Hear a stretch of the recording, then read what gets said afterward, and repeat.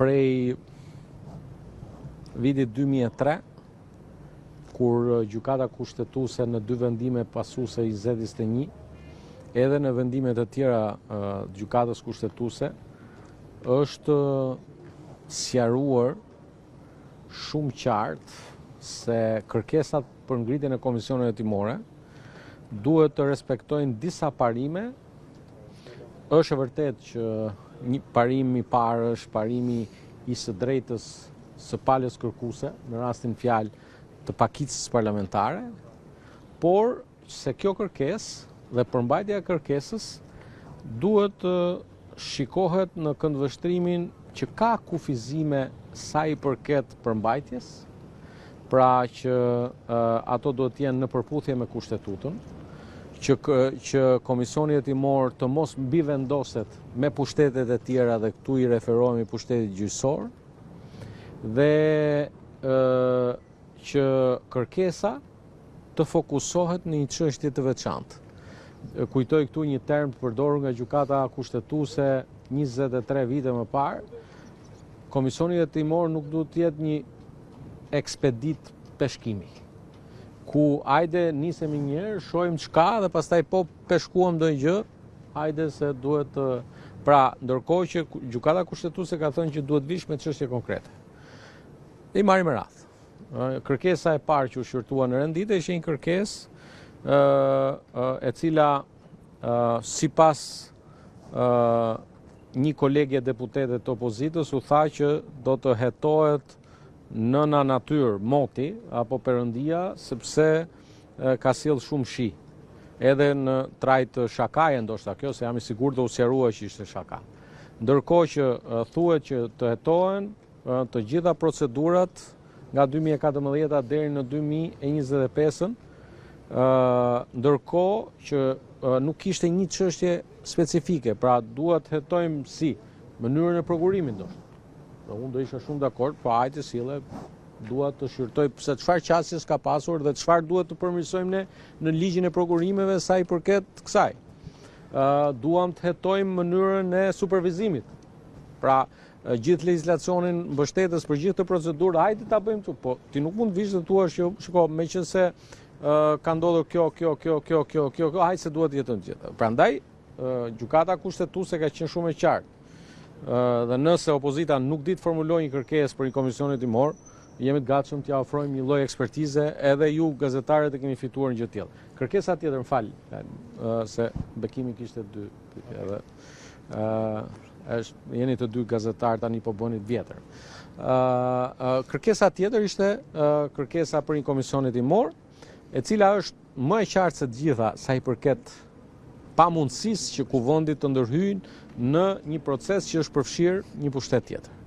Mbështetja jonë e plot për, unë e thash në komision në konferencë kryetarëve, mbështetje e plot ndaj prokurorisë, qoftë kjo e posaçme të rretheve, në të gjitha hetimet që ato kryejnë sa i përket çështjeve të sipërpërmendura, por në asnjë rast nuk duhet që kuvendi, pushteti legislativ të ndërhyjë në autoritetin e pushtetit gjyqësor, e përpasoj vendimi i gjykatës kushtetuese ka mundësuar që hetime të kryej kuvendi, ndërkohë që këto hetime po kryhen nga pushteti tjetër, pushteti gjyqësor.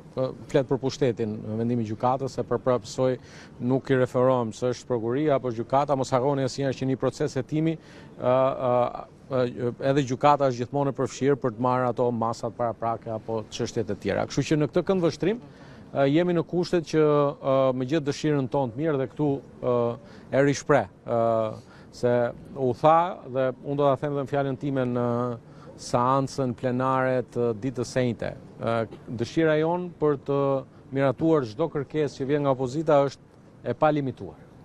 Por duhet që këto kërkesa të vinë në formën që kërkon ligjet e kushtetuta, vendimet e gjykatës kushtetuese, dhe dëshira është që edhe të kemi mundësi dhe të ulemi sepse gjykata kushtetuese ka thënë diçka tjetër, që duhet të ketë gatishmëri për të negociuar, pra për të diskutuar për mbajtjen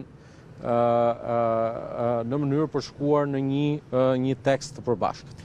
Zoti Balla, një nga kërkesat që kishte opozita për komisionet hetimore dhe për atë të ARSH-s ishte pikërisht në lidhje me procedurat dhe funksionimin e këtij institucioni. Ku ishte problematika në përmbajtjen e kërkesës që mazhoranca e refuzoi dhe është e disata herë që mazhoranca refuzon disa kërkesa për komisionin hetimor, ndërkohë që bashkërisht dhe tematika e komisionit dhe mund ta kurcohet. Pyetja juaj i dha drejt argumentit tim. Pra ju thatë një ndër çështjet. Jo, për prokurimet dhe për funksionimin. Unë kundër preva. Pra ju thatë një ndër çështjet ishte edhe kjo.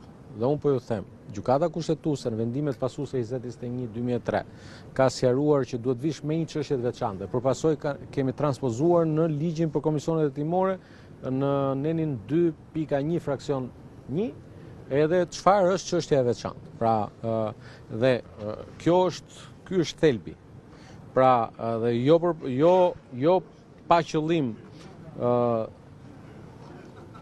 gjykata kushtetuese në vitin 2003 ka thënë që komisioni hetimor nuk duhet nisi si një ekspedit peshkimi dhe hajde të çadzëm rrugës, por duhet vi me një gjë konkrete. Dhe në rastin fjalë edhe për gjën që shtroni ju, nuk ka një gjë konkrete. Pra thotë, në çështjen e funksionimit kemi evidentuar që nga faktet dhe grup faktet na rezulton që ka 1, 2, 3, 4 gjëra. Të lutem. Se unë dhe me që jam këtu, edhe me qenë se dritaret e gjykatës kushtetuese janë atje, zoja e zotërin gjykatës kushtetuese keni shkelur ligjin tuaj për funksionimin e gjykatës kushtetuese sa i përket zbardhjes së vendimit për çështjen e rregullores kuvendit.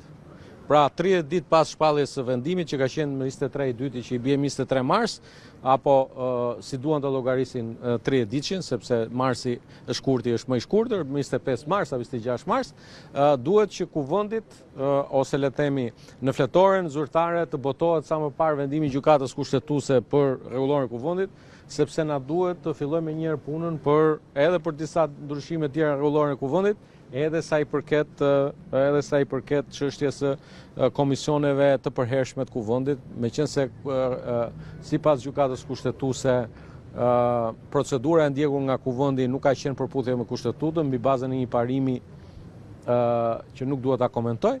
Kështu që ky është arsyetimi. Balla, disa nga akset kryesore të vendit edhe ajo Librazhit nuk janë tematik për komisionet hetimor?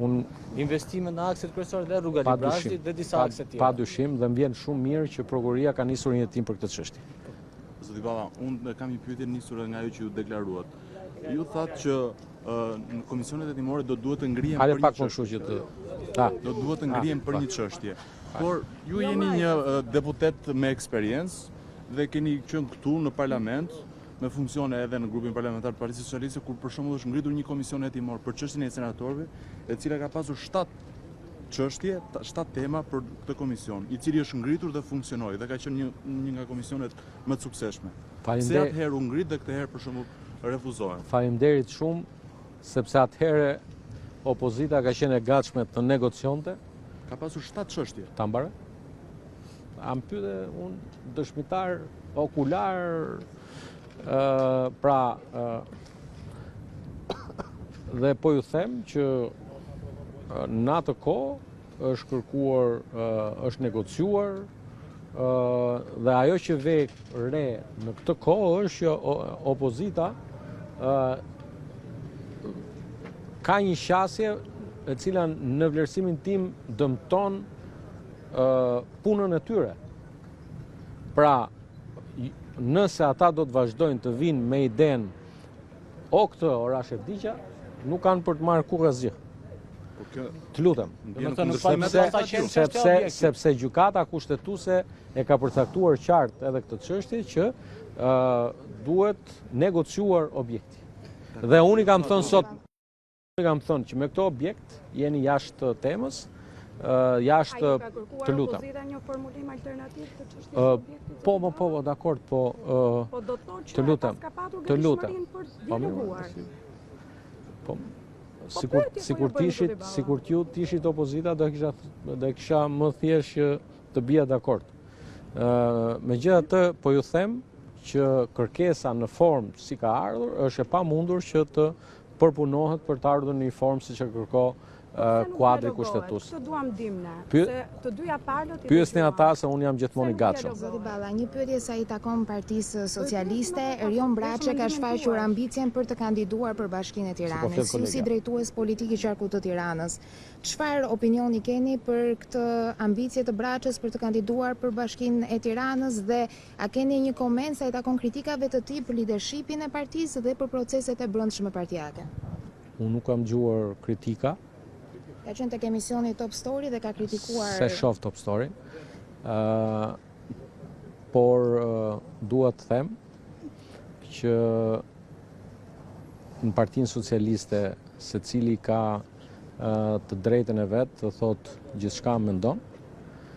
Dhe ndërkohë që jo pa qëllim ne kemi hapur një proces shumë të gjerë analize brenda Partisë Socialiste ku secili është i lutur të vijë të marri pjesë në të gjitha që nga struktura baze jona, organizata socialiste, deri në Këshilla Socialiste Njësive Administrative, Asamblet, dhe sa i përket ambicjes së çdo socialisti